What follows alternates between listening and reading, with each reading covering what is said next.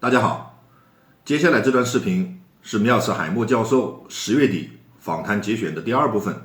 在主持人问如果中国准备冒险，全力以赴确保实现地区主导地位，你会支持美国用武器、枪炮、炸弹进行反击，以击退对方吗？米尔斯海默明确表示会支持这样做，并暗示美国政府会操纵舆论，让美国民众支持并参与这场战争。但当说到爆发核战的风险时，他也表示希望冷静的头脑占上风，否则最终会彼此把对方都毁灭掉。所以如果核战风险很大，米尔斯海默还会赞成对华武力遏制吗？我个人认为，首先作为一个现实主义者，米尔斯海默很可能会重新评估政策的可行性。如果武力遏制中国的代价是核战的高风险，他可能会主张通过其他手段，比如经济竞争，比如联盟建设，来对抗中国的崛起。第二种可能，米尔斯海默有可能会建议采取有限遏制政策，而非直接军事对抗，以避免危机升级到不可控的程度。第三种可能是接受力量平衡。如果中国的核能力足够强大，米尔斯海默可能会承认新的力量平衡，而不是推动高风险的遏制政策。他可能认为这种平衡下的稳定更符合现实主义的逻辑，因为现实主义的核心理念就是国家行为必须以生存为最高优先目标。所以说1000到10000，打铁还需自身硬，增强自身力量才是王道。好了，我们来看看米尔斯海默是怎么说的吧。 How will they achieve that? The United States is remarkably powerful. It has lots of nuclear weapons, and it has a good number of allies in East Asia who will help the United States in that endeavor. Up to and including war? For example, Taiwan is the most talked about flashpoint. Do you think it will come to actual conflict, and you think the US will prevail in that conflict?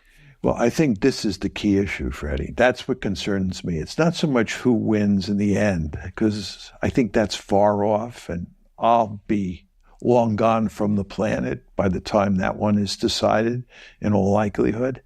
I think the much more interesting question is the one you raise, which is how likely it is that we'll have a war. And you want to remember, when you talk about a war between the United States and China, you're talking about a war between two nuclear-armed great powers, and the potential for escalation is always there, and we could, end up incinerating each other. So this is really serious business. And I think the key question moving forward is whether this will evolve the way the Cold War evolved.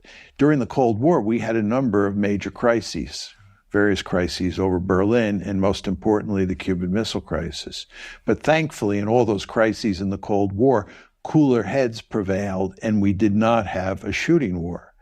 And I just hope that moving forward, that is the case with regard to the United States and China. But my point is that this security competition is already present. And it's in the South China Sea, not so much over Taiwan these days, where you can see the two sides maneuvering with each other and where there's real potential for conflict, I think.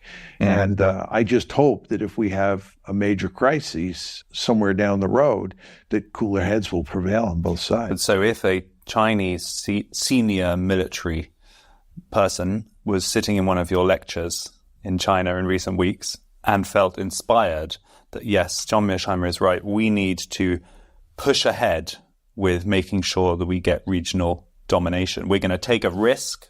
We're going to have an actual standoff with the US in the South China Sea or in Taiwan. Would you support the US fighting back with weapons, with guns, with bombs to push that back and allow a real conflict to take place?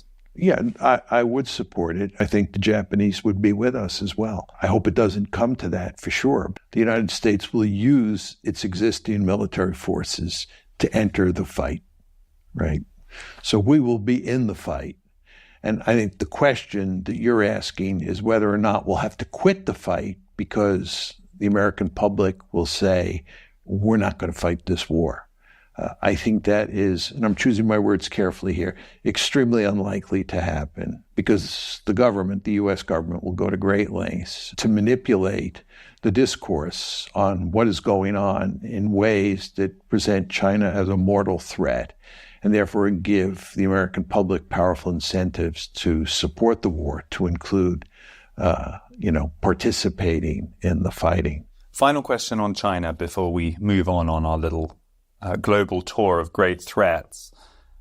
Do you think there's a meaningful difference between a President Harris and a President Trump as regards China and how the US would respond to that kind of aggression?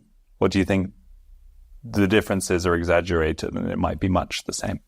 I think there's not much difference. I think where there is real differences on Ukraine. But I think with regard to China, you want to remember the president who abandoned engagement with China and moved explicitly to a containment strategy was Donald Trump. Remember, my argument was that it was roughly around 2017 when China became a great power and Russia was resurrected from the dead, and it too became a great power. Trump was the one who explicitly abandoned engagement, which was designed to help China grow economically and to get along with China. And he pursued a containment strategy. And then when Joe Biden became president, he followed in Trump's footsteps. So I think Trump will continue to pursue containment. I think the only meaningful difference between Trump and Harris or Trump and Biden is how Trump deals with allies compared to how Biden has dealt with allies and how Harris is likely to deal with allies.